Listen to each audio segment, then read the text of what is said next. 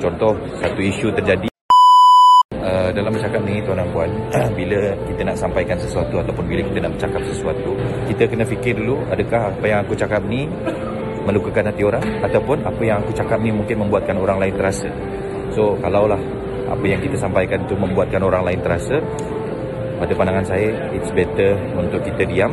Tapi kalau kita nak menyampaikan sesuatu untuk memberi peringatan, dalam konteks mungkin kita nak memberi react kan, ada satu-satu isu, jadi kita nak memberi peringatan, so might as well kita kena jaga niat kita supaya apa yang kita sampaikan tu memberi pengajaran kepada orang lain. Bukannya okey, contoh satu isu terjadi, jadi kita pun mungkin post di social media kita nak react supaya orang ni terasa contohnya. So kalau kita berniat begitu, takut-takut nanti kita tak akan dapat apa-apa pahala ataupun akan dapat apa-apa fadilat, bahkan kita akan membuatkan orang lain sakit hati. Jadi ini peringatan pada saya sendiri juga.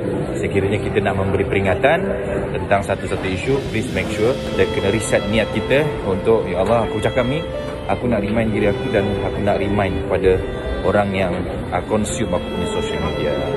So dia punya moral of the story adalah jaga niat selalu lah. Allahu a'lam.